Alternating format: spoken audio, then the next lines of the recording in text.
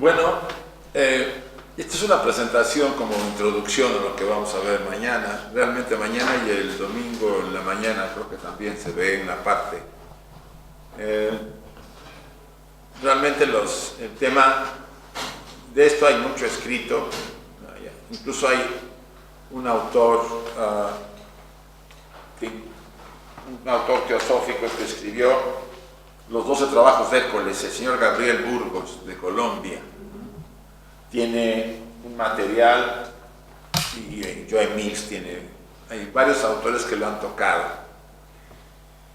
Y el interés está muy ligado al desarrollo y al crecimiento del ser humano.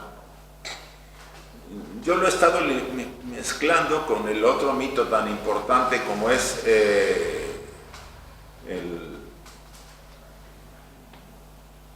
que robó el fuego,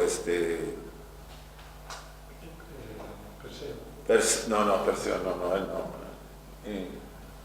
El que se denomina encadenado, este nombre es de estos, Prometeo encadenado.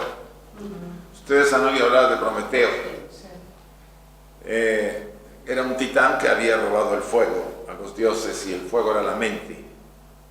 En la enseñanza teosófica se liga con los Anishvatas, los que nos dieron la mente cuando nos entraron a nuestros cuerpos, a los cuerpos humanos sin mente y se mezclaron con los humanos. Hubo varias formas de hacerlo.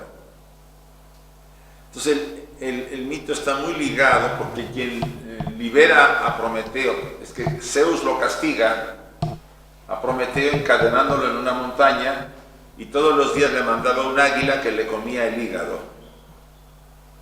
En las noches el hígado se le recuperaba, ¿sí?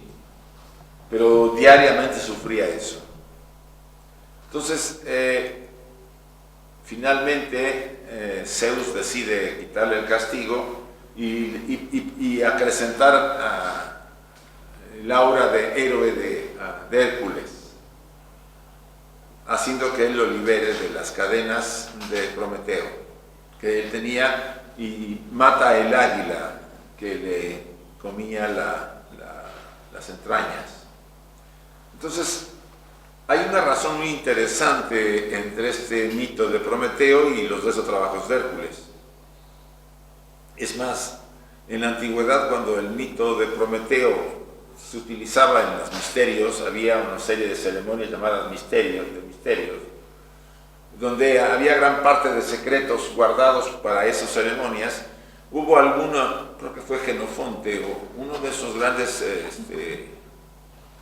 personajes de la literatura griega, que se le ocurrió revelar algo de lo que estaba en los ritos que se hacían, y casi lo matan a pedradas, porque estaba súper prohibido. Entonces, o sea que el mito de Prometeo guarda, vamos a decir, un misterioso secreto de lo que somos nosotros y cómo podemos liberarnos de ese encadenamiento de Zeus, del demiurgo.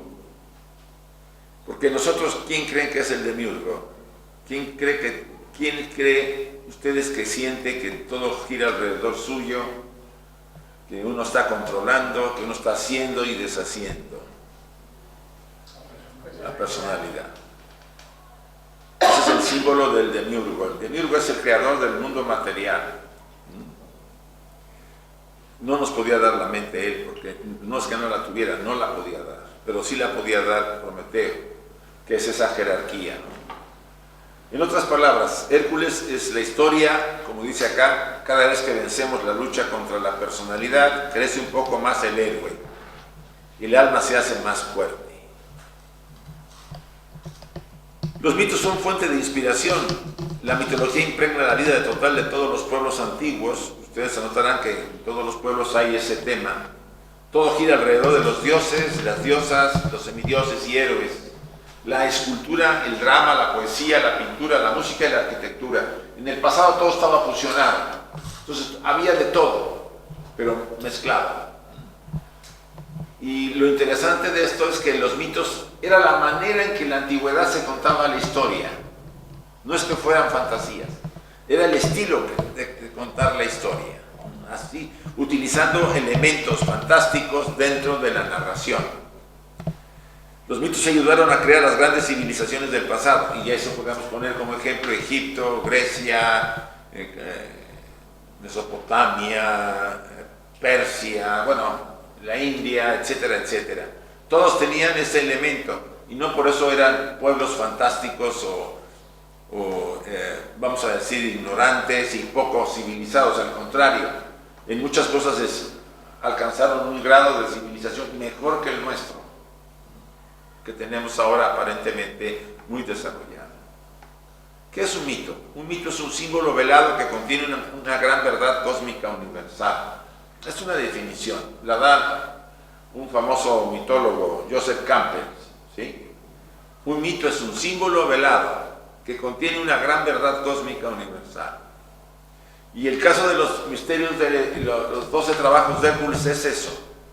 Son símbolos velados de los procesos por los que ustedes y yo nos vamos enfrentando en la vida para lograr nuestra realización. En los mitos hay seres fantásticos, situaciones desproporcionadas, animales monstruosos, y eso es necesario entenderlo. Porque no solamente estamos hablando de seres exteriores, estamos hablando de seres que están transcurriendo en nuestras vidas internas.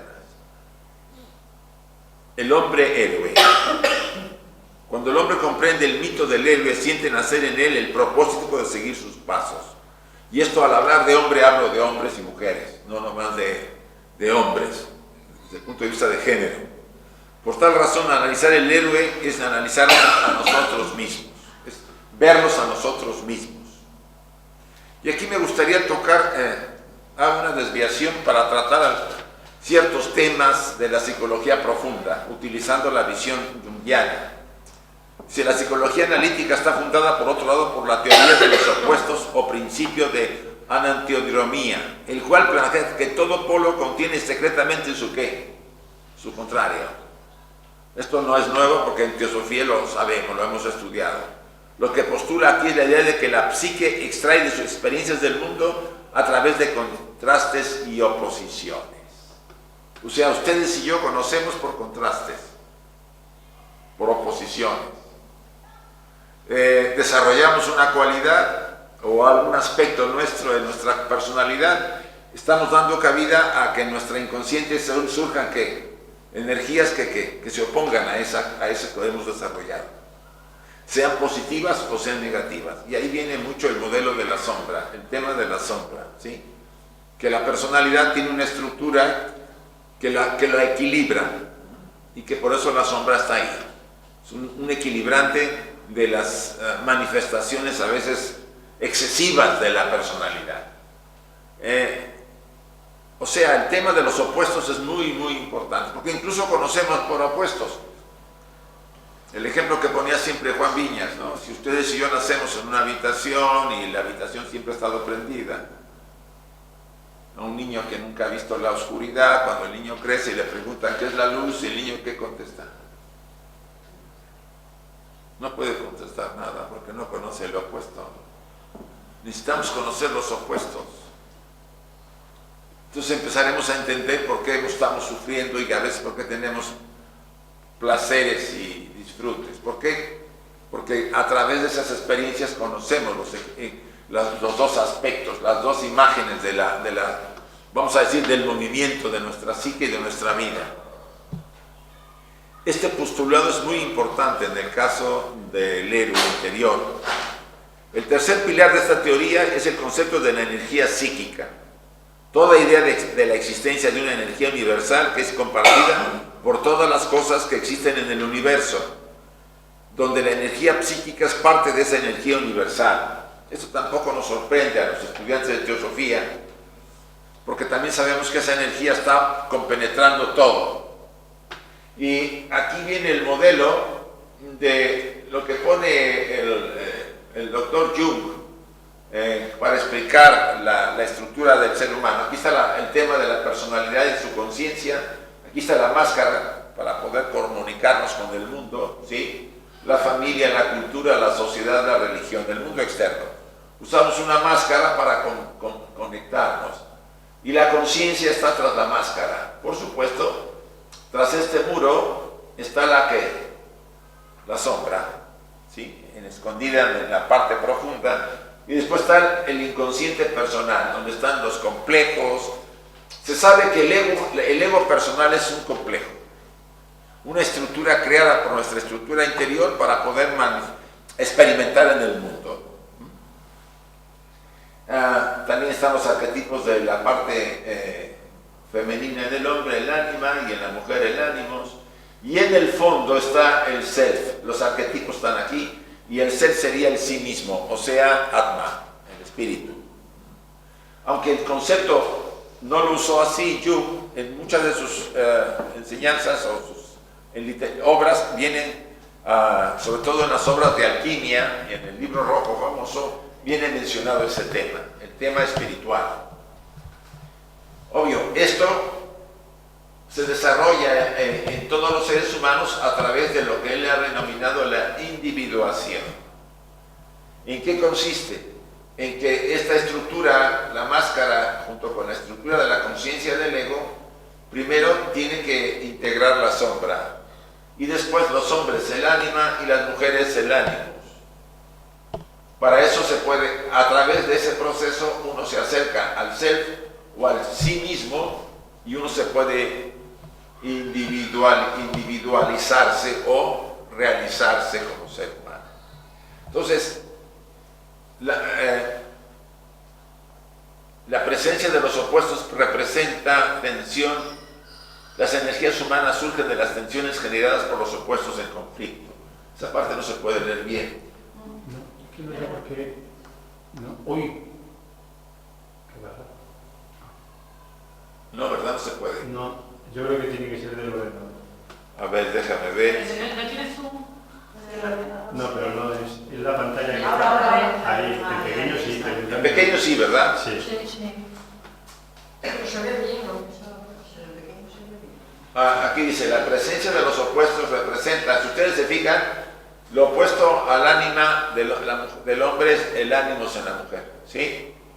Lo opuesto de la personalidad es ¿qué? La sombra. Todos estos tienen una función de opuestos.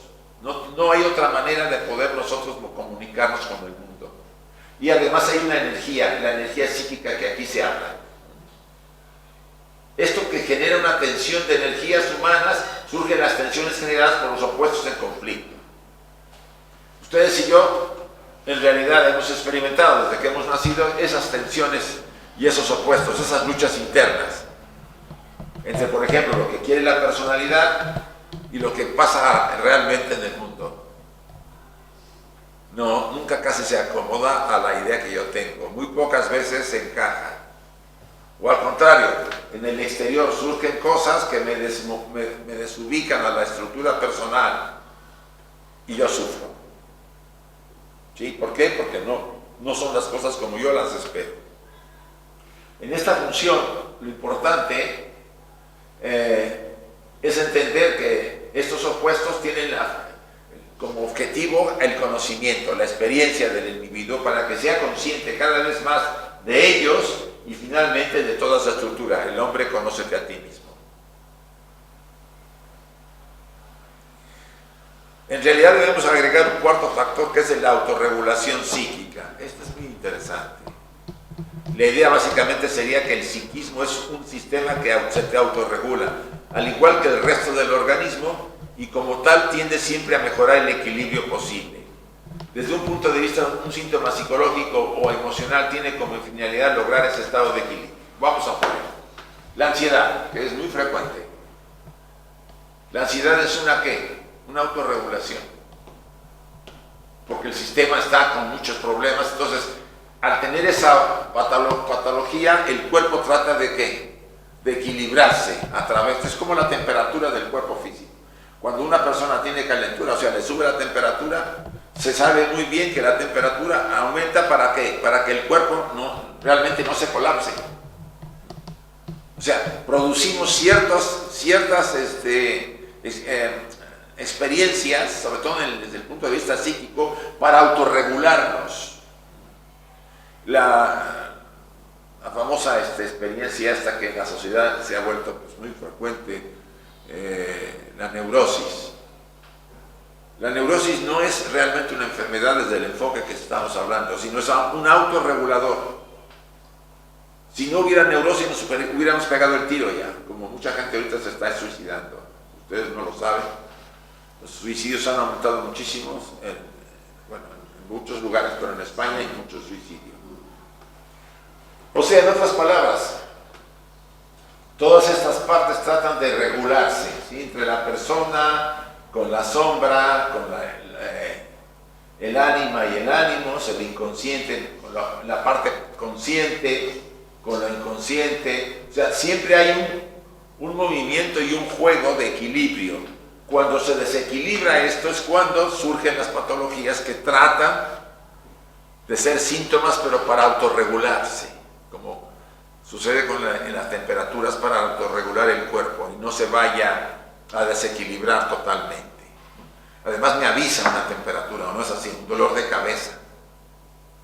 Si no hubiera dolor de cabeza, como hay gente que tiene, no sé cómo le llaman, no es una enfermedad en que no sienten dolor de nada. ¿Cómo están sus cuerpos? ¿Llenos de qué? De cicatrices, ¿sí? Porque no sienten nada, meten la mano en el fuego y no sienten dolor, pero se queman. Entonces, el dolor, los síntomas son autorreguladores para tratar de equilibrar nuestra naturaleza.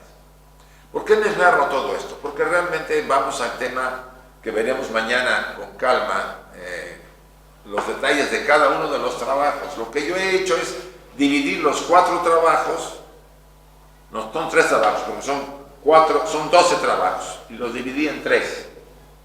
Entonces, los primeros 4 trabajos tratan ciertos aspectos de la personalidad. Hay una serie de preguntas y después alguna dinámica que vamos a hacer. Y así vamos a ir trabajando y vamos a ir viendo qué aspectos del primer cuarto, del segundo, del tercero son significativos en este momento. ¿Ah? ¿Por qué? Porque ahí está la clave de un trabajo personal que tengo que hacer. Los contenidos del inconsciente personal son los complejos, ¿sí? Y de ahí vienen, los cuales podemos definir como constelaciones de la totalidad afectiva. No le hagan caso mucho a ciertos términos. Dijimos antes que en la psique hay tensión de opuestos y de que de esta tensión emerge la energía psíquica. Esta energía puede operar en forma independiente dentro de la propia personalidad. Esas energías ejercen un poder de atracción que agrupa en torno a ellos diversos contenidos psíquicos, formando constelaciones o complejos, como he dicho. Por ejemplo, yo tengo tendencia al perfeccionismo, ¿vale? Vamos a eso, ¿sí? Y hay el aspecto de lo opuesto. ¿Cuál es lo opuesto al perfeccionismo? La dejadez, la indiferencia. Entonces, si por un lado la personalidad es perfeccionista porque tiene en el fondo mucho, normalmente el perfeccionista quiere estar seguro de lo que hace. ¿Por qué? Porque representa para él por reconocimiento, seguridad, confianza, etcétera, etcétera. Y el problema es que exige perfeccionismo no solamente de él, sino de los amigos y de la gente. Se va quedando solo porque pues nadie es perfecto. Pero entonces la parte opuesta interior reacciona ¿por qué? Por dejadez.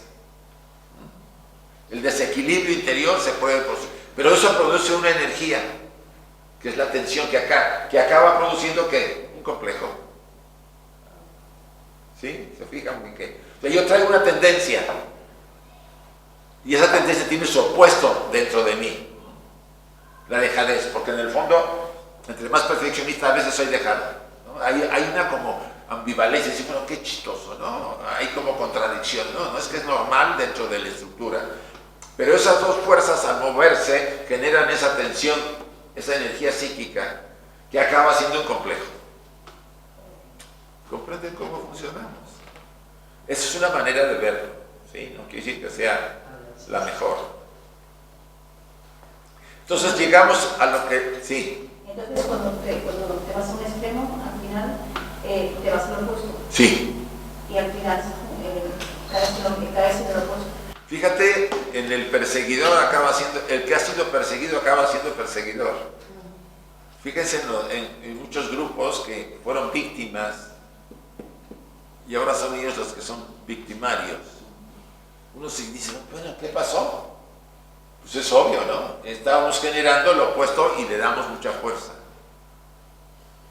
La cuestión es trabajarlo junto. Sí, la cuestión es reconocer los dos.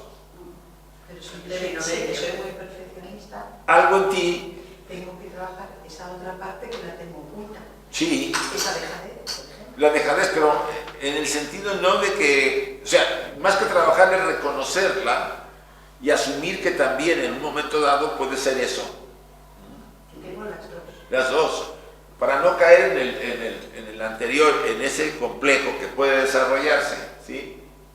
Se forman constelaciones y forman complejos. Entonces, Yo lo entiendo de otra manera. Si yo siempre soy perfeccionista, lo que no debo es intentar que el otro lo sea también. bueno, Porque, claro, que ahí es donde viene el problema. el problema del perfeccionista es que lo exige, no solamente se lo exige a sí mismo, sino lo exige a los demás. Claro, pues ese es el problema. Fíjate que ahorita tengo un paciente que es así, es un artista plástico. Y el tema que él tiene, su perfeccionismo, es que ahora lo ha hecho consciente, entonces observa y ya no exige tanto de los demás, aunque a veces se frustra y se decepciona de los demás.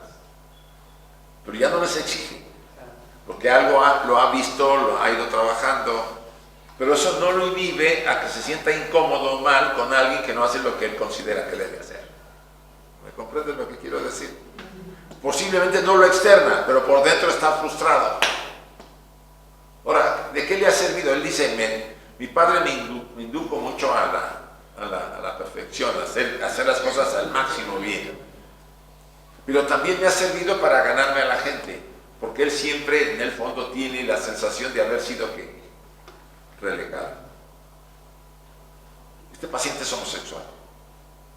Entonces tiene el problema de que pues, a los homosexuales, en México sobre todo, pues allá no los han tratado. Bueno, aquí ya sabemos cómo los tratan, pero en México es muy complicado. Entonces la familia, pues no, mientras no se mostró, ¿saben a qué edad declaró que era homosexual? A los 33 años. Porque sus padres siempre lo estuvieron haciendo a un lado y lo relegaban esa preferencia que él tenía. Entonces él se sintió desfasado, o sea, hecho a un lado. ¿Qué haces ahora?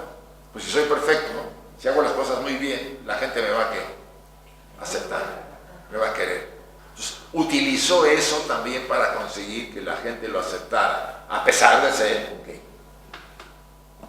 Vean los mecanismos que usamos, eso es un complejo ya. Usar ese mecanismo para poder recibir eso que le ha faltado en su vida y que desde pequeño lo sintió. Si no, los homosexuales la pasan muy mal. La verdad que desde que nace, sobre todo si los padres no tienen esa capacidad de entenderlo, inconscientemente los padres lo rechazan y el niño lo percibe, que no es aceptado como sus hermanos o como los demás, o que hay veces en que lo hacen a un lado, ¿no? Ante la familia, ante los amigos, no le invitan a ciertas cosas, y después de remate la escuela le da, pero bonito, porque los niños de pequeños son rudos. Entonces todo eso genera en la gente, en las personas, pues complejos, generados por muchas. Entonces, ¿cómo equilibro ese complejo?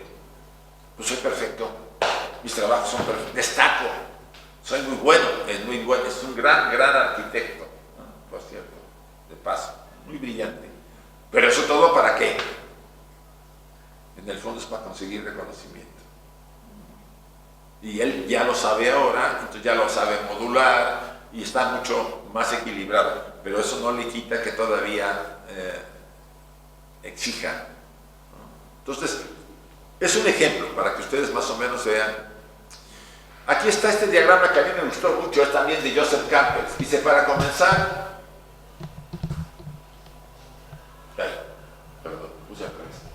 vamos a dar algunos aspectos del héroe que para nosotros son el individuo, ya que cada uno de nosotros vive su propio mito. Todos tenemos un mito. En otros talleres, en alguna época que hicimos talleres sobre mitos en gran cantidad, hablamos alguna vez de que cada quien tiene su mito, pero no lo reconoce, no sabe cuál es. ¿Sí? Porque si no se conoce, pues menos va a saber, mucho menos de sí mismo. En realidad estamos viviendo hacia afuera, hacia el exterior, al triviti marga. acuérdense, hasta el mundo, que es natural en una fase, pero no cuando ya somos mayores, que deberíamos buscar ¿qué?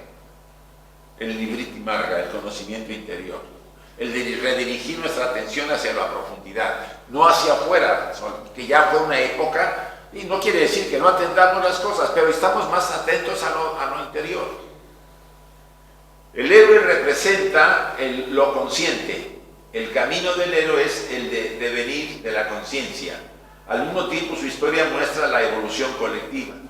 Entonces, a ver si déjenme volver a estirar esto para explicarlo porque es más grande. Se ve mejor. ¿Sí, verdad? Sí, Sí, sí, sí. mejor, sí. Primero, todos sentimos en algún momento la llamada a la aventura. ¿Quién no la ha sentido? ¿O quién sí la ha sentido? ¿Qué es la llamada a la aventura? Se puede manifestar de muchas maneras. Una depresión es una llamada. Un accidente es una llamada. Una pérdida muy profunda, muy sentida es una llamada.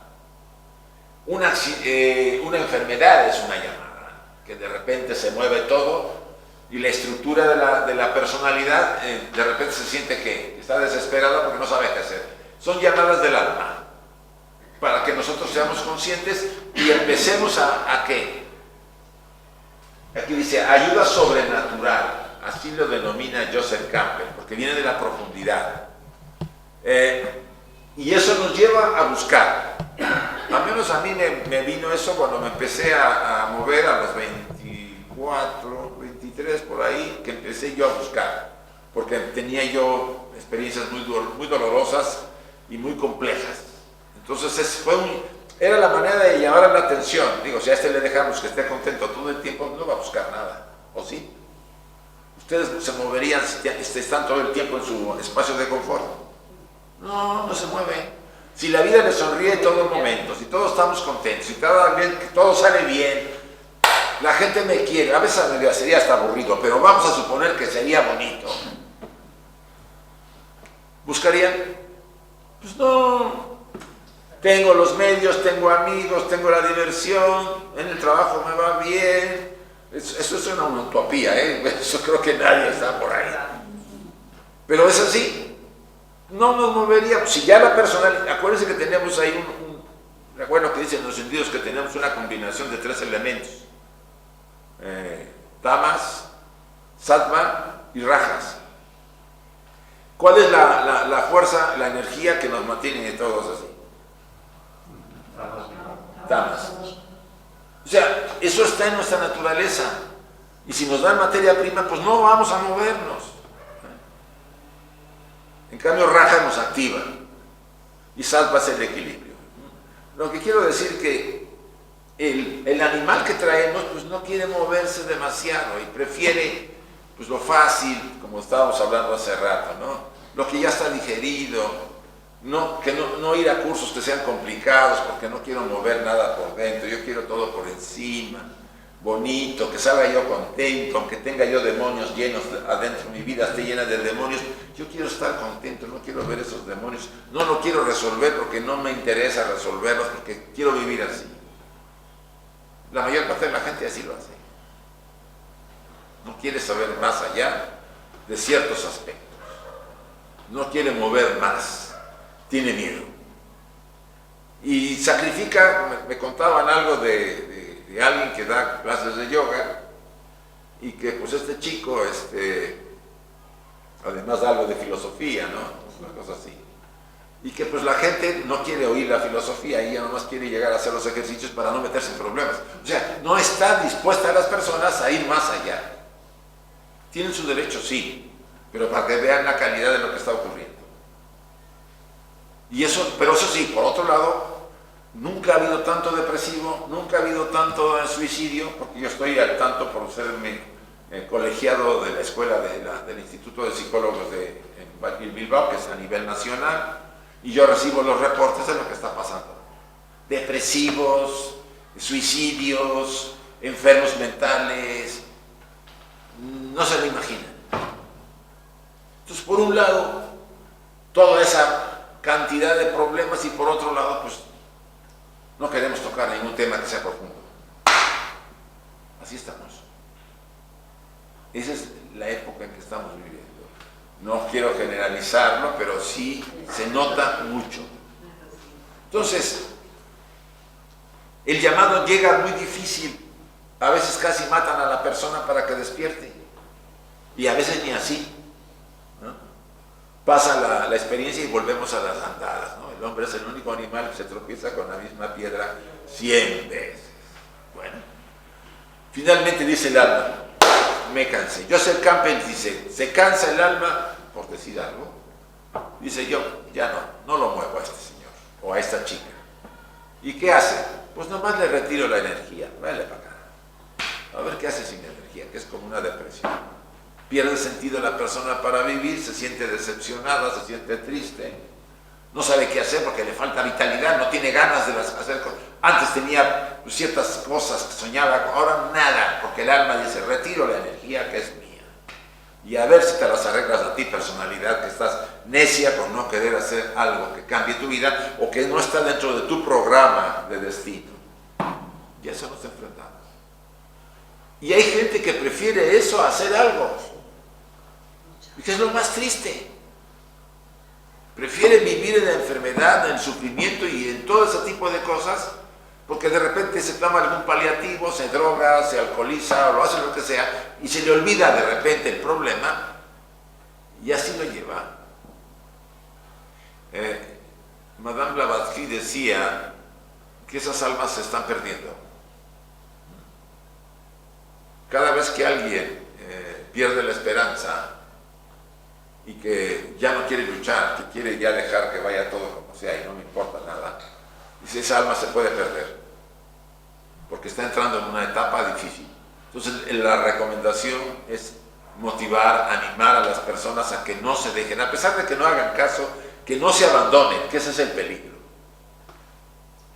Aquí habla el umbral, el comienzo, dice, hay un guardián del umbral, eso siempre lo tenemos todos. ¿Cuál es un guardián? Pues cuando yo tengo la llamada y empiezo a buscar, me dice la vida, a ver, vamos a ver si es cierto, que es serio tu búsqueda. Y me pone ahí un 4, como decimos, un problema, a ver si a pesar de buscar, pues es serio, ¿no? Y no es nomás de momento. Ese es el guardián del umbral, exige. Hay una cosa que cuando una persona está estudiando teosofía y está años evadido, pero con primas lo tomas en serio, se lo tomas en serio. Sí. Es cuando más que vienen los problemas, Sí. para que tú puedas desarrollar luego. Sí. Y es verdad, con primas. Así que claro, la mayoría de gente, no, yo me quedo en mi casita, aquí me la dan, y es verdad, has dicho una cosa muy importante. Yo tengo una hermana que está de primeras de gestiones, y yo siempre digo de mi hermana que está muerta en vida, porque no es capaz de decidirse y estar en algo, o hacer algo. Ese tipo de fracasos que además al pisar, yo no diría que siempre es un fracaso, pero al final el alma hace sufrir mucho a la personalidad, haciendo que sienta que al final no vivió lo que tenía que vivir. Ustedes y yo sabemos que todos tenemos un plan, un destino.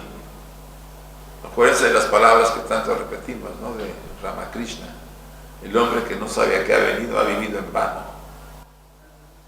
Y ahora que estuve en Gandía la semana pasada, lo dije, y vaya, se me quedaron que... Dice, uy, qué fuerte está eso. Es que suena muy, muy dramático, pero también Blavatsky lo dice, creo que en La voz del silencio, lo mismo, con otros términos. El hombre que no sabe a qué ha venido, ha vivido en vano. Y no tiene que ser algo especial, simplemente saber para qué he venido. Pero si yo vivo así, todo despreocupado, indiferente, el primer tropezón, ay, eso no es para mí. Ay, algún problema con alguien, no, ya no quiero saber nada de las relaciones con la gente.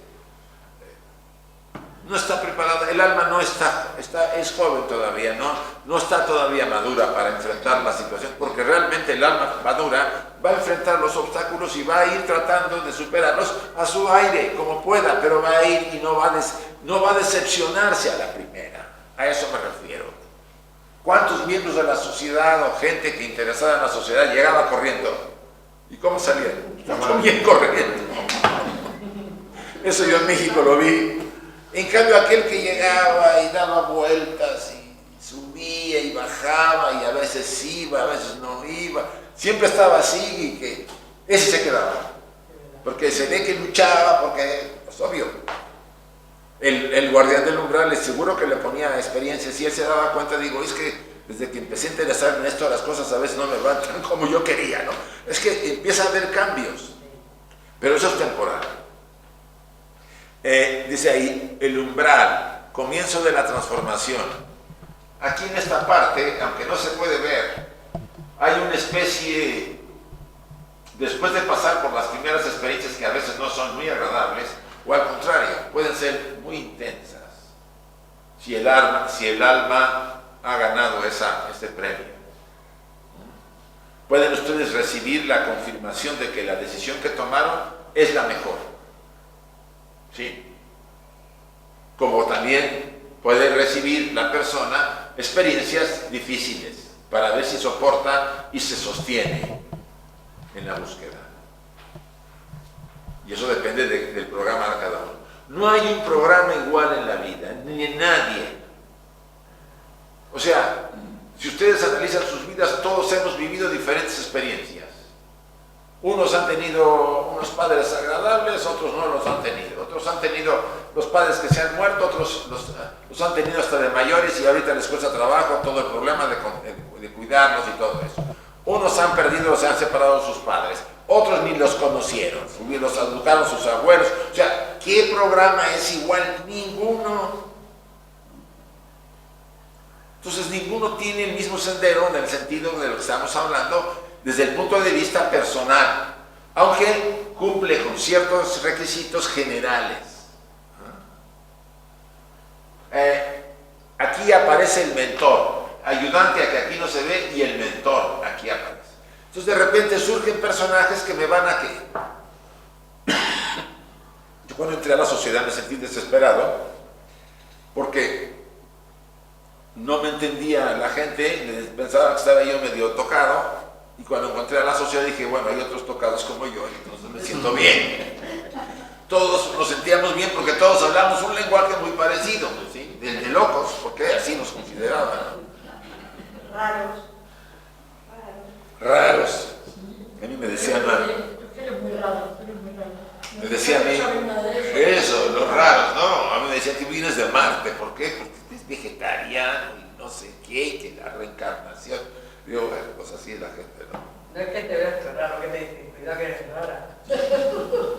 Entonces, ¿es rara para qué? Para el común denominador de la medida social en la que estamos acostumbrados de comer, dormir, hacer el sexo, que me guste el fútbol, ir a alguna peregrinación acá en Cáceres, que son muy devotos, de rodillas, o hacer alguna maroma que casi todo el mundo hace porque es lo aceptable.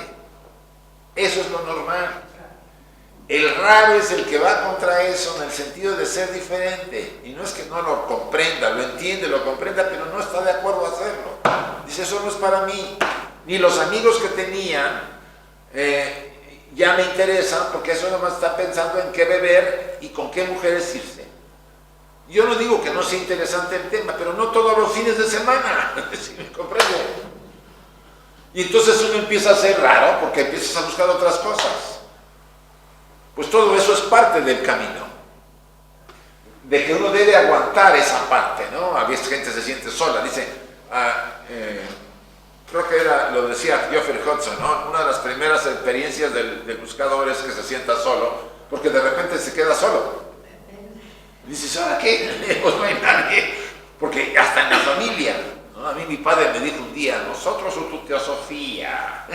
Y me voy papá, cambia la pregunta, te vas a llevar una sorpresa. Se me volteó y se fue, ya no me dijo nada. Sí. En un momento de tontería que le vi. Pero es que así es así, llega a suceder. Entonces, ¿qué fuerza tenemos para poder ir adelante? Pues eso depende de la madurez de esa alma y de la convicción.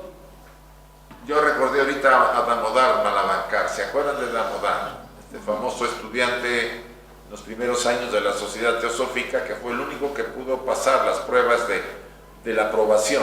La aprobación es una etapa difícil para los estudiantes que están decididos a entrar al sendero oculto, no a la enseñanza teosófica, al sendero oculto.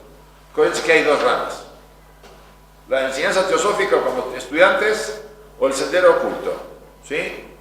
Aunque los dos parten, y dice Blavatsky, no puedes entrar al sendero oculto si antes no eres estudiante de teosofía. Bueno, los que al principio empezaron a acercarse, quisieron entrar al sendero oculto, y dijo el maestro, sí, que se presente, pero tienen que ser probados. La famosa aprobación. Fueron 30 y tantos, cada vez se lo he repetido. Solamente uno salió aprobado, Damodar.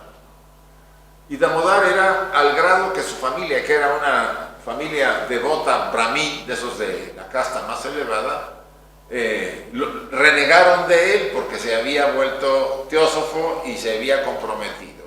Y él lo soportó todo. No había otra. Ese es el calibre de a veces de las almas necesarias para ir adelante, porque van a sentir la presión social, la presión de la familia, que mucha gente no la soporta. No hay prueba más grande que te diga tu madre o tu padre algo de este tema y tú te tambaleas, ¿no? Dices, uy, si estás muy apegado y consideras que pues no puedes decirle que no, porque a veces estamos acondicionados a no decirles que no. Pero eso cada quien. Después aquí hay una etapa de los retos y las tentaciones, ¿sí? Pero siempre habrá un ayudante. Y al final, a la parte más inferior hay un abismo. Aquí va a ocurrir lo que llamamos muerte-renacimiento. ¿Qué sería el muerte-renacimiento? Pasar por una experiencia muy compleja, muy difícil, que puede durar, la aprobación dura 7 años, o sea que ya te imaginarás, pero puede extenderse 14 o 21 años. Sí, puede extenderse. Y uno tiene que estar, ¿qué? Ahí. A partir de ahí hay cierta expiación. ¿Cómo lo interpretan? Nos hemos purificado. El abismo nos ha purificado, nos ha sacado ya. Es muy probable que si realmente estamos serios para entrar al sendero oculto, nuestro karma haya disminuido al grado de que no hay karma ya en esta vida. Para esta vida. No quiere decir que no traigamos. Para esta vida se agotó la dosis.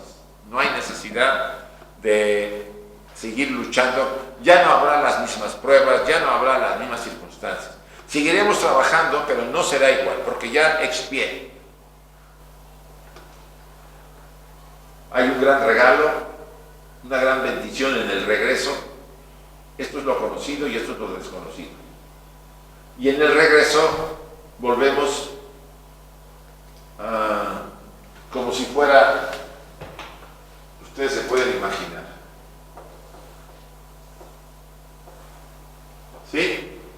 Este ciclo lo estamos repitiendo constantemente, ¿sí? Y volvemos a empezar otra vez otro, y así vamos cada vez más hasta que la pila se nos acaba.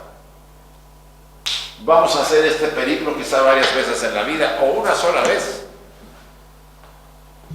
No lo sabemos.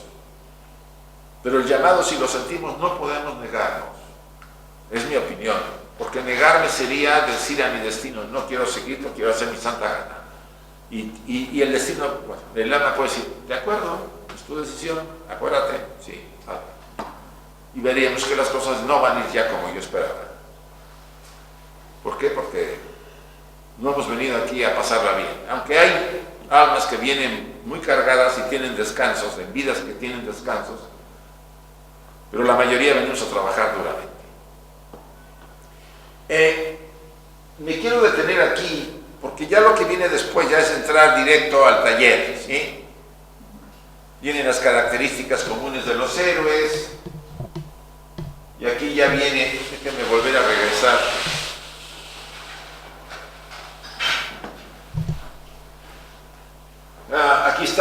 es una foto de Hércules, ¿se fijan? ¿Tiene la piel de qué? Del león. Fue su primer trabajo.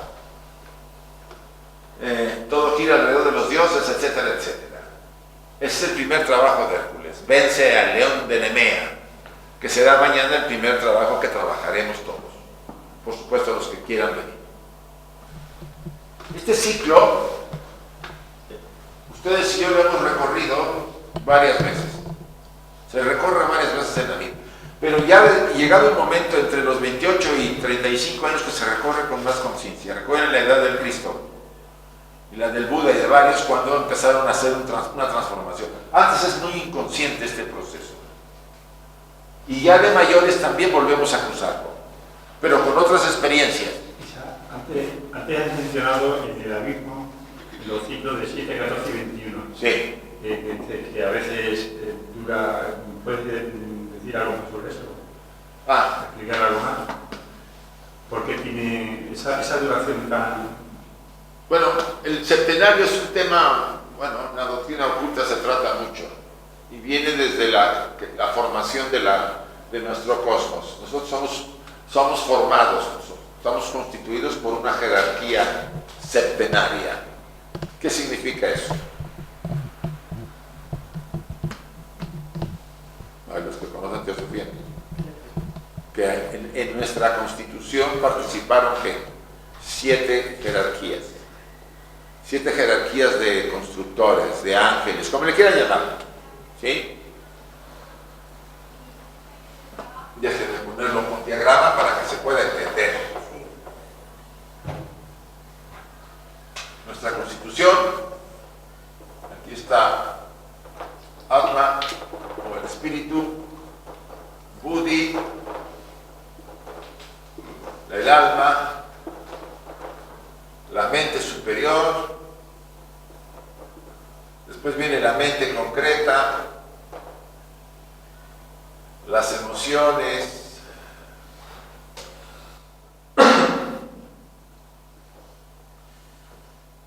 el cuerpo energético de prana, el doble etérico y el cuerpo físico. Es la constitución del hombre, cuaternario inferior, triada superior. ¿Sí? Para la creación, para la formación del ser humano participaron acá 4 jerarquías y arriba 3 jerarquías. Es así la enseñanza oculta. Y en esta formación, que suman 7, están las jerarquías que están gobernando el sistema solar. Recuerden que hay una jerarquía por planeta. Está la jerarquía de Venus, de Mercurio, de Marte, de Saturno, de Júpiter, y la exotérica sería la Luna y el Sol, que es la parte exotérica, que se ocultan dos jerarquías que no son las que se mencionan. Entonces, ellos colaboraron para crear al hombre semi-animal, a la personalidad y al ser divino. Y somos como somos porque la jerarquía que tenemos acá viene de una de las jerarquías más misteriosas que tiene que ver con el símbolo es el cocodrilo. Macaco. Por eso tenemos esa dualidad de bien y mal, etcétera, etcétera. Entonces, el septenario, los 7, viene desde el primer universo. Hubo 2 creaciones, la creación primaria y la creación secundaria.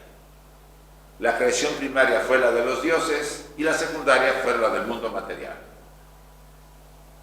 La creación primaria es la que hizo que nosotros nos formáramos, nos permitió. Esos dioses que fueron creados ahí en el mundo material nos dieron los vehículos que poseemos. Nosotros somos un dios desterrado, abandonado en un traje de carne. Y Blavatsky dice en la doctrina oculta, y yo me preparo a demostrar que somos eso, como decía el Maestro Jesús en la literatura de los Evangelios. Vosotros sois el templo del Dios vivo. Somos dioses, pero olvidamos nuestro origen. Entonces el 7 siempre ha estado relacionado con los periodos cíclicos, no solamente de la formación del hombre, de las 7, por ejemplo, la creación primaria tiene 7 subfases también, la secundaria tiene 7 subfases. Los judíos lo que hicieron en el Génesis es poner 7 días de la creación, pero en realidad son los 12.000 años divinos que se tardan, son 6.000 años, y el día de descanso, porque hay un año de Brahma, que significa 4.300.000.000.000 de años que el universo se queda así, sin moverse.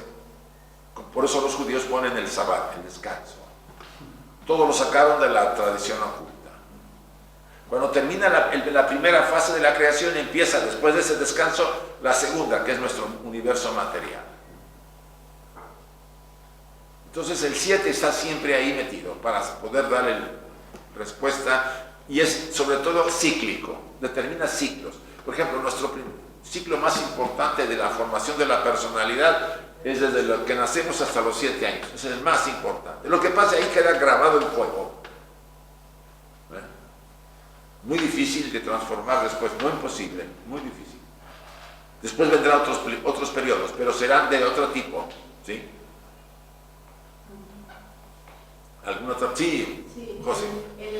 La figura que tienes, el periplo entre lo conocido y desconocido es mucho más amplio, que mover en lo desconocido, sí. Y el proceso se hace en lo desconocido. Es más en lo desconocido que en lo conocido.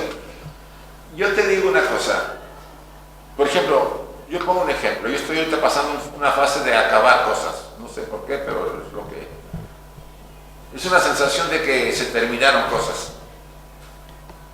Entonces, normalmente la personalidad se resiste a hacerlo. Queremos que sigan las cosas, o las que ya traía yo porque ya las domino, o nuevas, y hacer nuevos proyectos. No, hay que pararse. Hay que rendirse al alma y decir, paro todo y espero lo que tenga que venir. ¿Sí comprendemos eso? ¿Por qué? Porque todo es un misterio, no sabemos lo que va a venir. Creemos saber y no sabemos nada, así de verdad. Pensamos que tenemos controlado y no controlamos nada.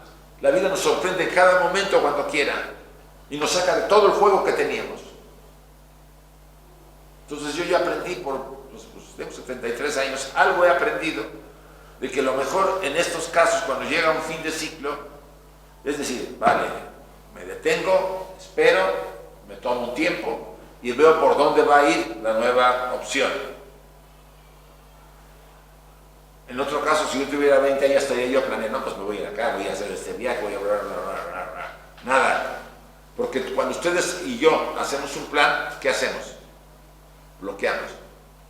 Los pensamientos bloquean si está moviéndose un proyecto especial para que tú lo hagas. El poder de la mente es muy grande. Podemos retrasar situaciones o acelerarlas, porque también podemos acelerarlas, ¿sí? Porque estamos comprometidos. O sea, de algo nos tiene que servir la experiencia de los años que hemos vivido. Pienso, a ver, antes de que cuando decías, cuando llegaba para arriba, ¿no? Que cuando ya va tomando conciencia, hombre, yo creo que hasta los 33, 37, 38, lo que se hace es tomar. Sí. Y luego ya es cuando vas, la vida te va diciendo, o sea, te va diciendo por dónde. Pero hay una cosa que acabas de decir, ¿no? ¿No te creas que es tan fácil decir, paro? Tere, a nadie nos dijeron que iba a ser fácil esto. Te aseguro que si no nos dicen, nadie quiere venir. Sí. Porque tú tienes 73, yo tengo 75, yo voy a parar ya, pero no soy capaz. Mira, Tere, yo lo dije al principio, todos tenemos un programa diferente. Ya. Aunque pareciera igual, como aquí se ve, esto es en forma general, pero muy general, porque si te vas al detalle vas a ver que por las experiencias que tuviste, que te fuiste a vivir a otro lugar a trabajar, por la madre que tenías, a tu abuela, por el maridito que te tocó, por la hijita que te tocó, Exacto, por todo lo que exacto. te... Es un programa muy particular. No es ni el de Angelines, ni el de María Luisa, ni el de Uzi, ni el de José Luis. Simplemente el programa es muy particular. Entonces, con ese programa, tus herramientas son diferentes, aunque siguen este patrón. ¿Sí? Yo, en lugar a lo mejor de la ayuda sobrenatural que puedes recibir o has recibido, pues a lo mejor te viene con otra experiencia, de repente tienes inspiración de algo o alguien te dice algo, o sea, tiene que acomodarse a tu propio modelo, como sería el de cualquiera de nosotros, no es igual, a tu propio aire, a tu propio ritmo, a la madurez de tu alma, a tu propio karma. O sea, hay muchos factores que intervienen. Entonces, ¿qué puedo hacer? Pues en un momento dado decir, a ver, esto se está moviendo de alguna manera. Voy a hacerme consciente de lo que está ocurriendo hasta donde yo pueda y tratar de influir en lo que es posible influir y de otro observarlo y esperar a que eso dé su fruto. Hay fórmulas, pero no es tan simple y yo no digo que es fácil, yo te lo digo, no es fácil. Posiblemente a mí ahorita a estas alturas me es más sencillo tomar esa decisión de parar y decir, pues aquí se detiene el carro por el momento para poder observar a ver por dónde voy a seguir, ¿sí? Porque prefiero eso y no darme de zancadas.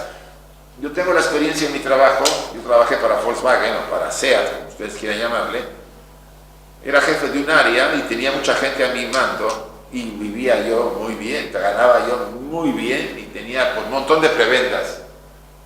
Y de repente un año, después de creo que de 15 o 18 años, sentí la sensación de que ya debería parar, de acabar. Y yo diría, ay, qué raro que quiero. Algo en mí me dice, ya se acabó esta experiencia. Pero pues la personalidad dice, ay, Jauli, mira, tienes esto y ganas tanto y la pasas bien y no te falta nada. Y dije yo, bueno, otro añito. ¿Qué creen que pasó al otro añito? Se soltaron los demonios y fueron una broncotota la que se armó en mi área. Dijo la vida, se acabó. No lo entiendes de él por las buenas, pues lo vas a entender por las malas. Y todavía había posibilidad de seguir. Dije, no, ya lo entendí, paro. Claro, mi jefe me dice, no, esto no pasa nada, Isaac, eso no es tuyo. ¿Quieres seguirle? No, paro ya entendí, me acordé de todo, dije, no voy a seguir. Y ahorita yo trato de seguir esa pauta, probablemente porque aprendí la lección. A veces no se puede, yo tengo compromiso, tengo familia, yo no tengo familia, no tengo nadie que me llore, ni que me chille, ni nada, entonces pues puedo hacer muchas cosas que no hacen muchos. Otros tienen pareja, tienen hijos, tienen familia, y eso quieran o no, genera ¿qué? Lazos y agarres. La verdad, aunque ustedes digan que no, hay lazos que los agarran. Y dirán, no, yo soy muy independiente, nada de nada, esos lazos están ahí y nos incapacitan, entre comillas, a no mover ni tomar ciertas decisiones. En mi caso no lo tengo, entonces estoy, entre comillas, aprovechando la oportunidad. Pero bueno, depende de cada quien. ¿Sí? Entonces, ¿les parece más o menos claro este diagrama? Muy interesante. Sí, es muy interesante. Por cierto, yo les voy a dejar acá la copia si lo quieren después analizar, ¿vale? Hay mucho material que pueden ver. Porque lo desconocido, lo que estaba diciendo antes, hay una pérdida de control. Sí. La máscara ya no puede controlar. Ya no. Es lo que nos ayuda realmente a ir recorriendo el camino. Fíjate cómo le llegó a Dante. Dante se enamoró de Margarita. No, Margarita no. De Beatriz. Margarita no está aquí. Margarita no vino. Margarita ha dicho, no voy que me va a mencionar. Beatriz. Se enamora de Beatriz, era un amor. Beatriz no le corresponde, pues notaba él que él era un poeta muy famoso, pero no le corresponde. Y él narra en su obra Beatriz viene a representar el alma de él en su viaje por el infierno. Ahí él se confiesa, ¿no? Cuando dice cuánto daño ha hecho a mucha gente con los 3 animales que aparecen. Todo es simbólico, pero él está diciendo que se encuentra en un momento de desesperación, un momento de crisis. Una crisis probablemente como un llamado. Por eso pudo bajar al infierno, al abismo, y después resucitar. A su manera. A él le llegó a través del amor imposible y la crisis de su vida, porque tenía 30 y tantos años y decía, es Viernes Santo, porque es un periodo complejo, ¿no? Simbólicamente interesante. Entonces, a él le llegó así, a otro le puede llegar, no sé, un hijo se le muere con el símbolo, que es muy fuerte para muchos padres, o digo que es una de las experiencias más duras para muchos padres, que se muere el hijo. Parece que nunca se reponen completamente, ¿no? Y normalmente las parejas acaban rotas, se separan por la fuerza de la experiencia. Pero esa experiencia puede cambiarnos, porque era necesario ¿qué objeto tiene la crisis? Desestructurar al ego. Que este ego, que está muy fuerte y que tiene mucha herencia kármica de otras vidas, de momento se desestructure, como decíamos, entre a lo desconocido, y es donde las fuerzas internas y que mueven todo nuestro proceso puedan actuar de una manera más libre, sin que yo quiera controlar. Porque el problema de nosotros es querer controlar todo lo que hay. ¿Alguna otra pregunta? Mañana entraremos al campo en la práctica, porque pondremos, por ejemplo, hay unas preguntas para el león de Nenea, la prueba del león. Después viene la prueba, uno de los muy interesantes, los establos sucios, muy interesante. Hay muchos símbolos que pueden servir de relación y de significado para que ustedes se identifiquen. Y las preguntas están en función de esos símbolos. Y al final sacar en este momento cuál es el trabajo que más me impacta, después de repasar los 12 trabajos.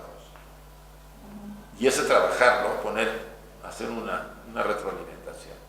Pero bueno, si ya no hay más preguntas, terminamos, ¿les parece? Van a dar las 9. Pues muchas gracias. Mañana nos vemos todos.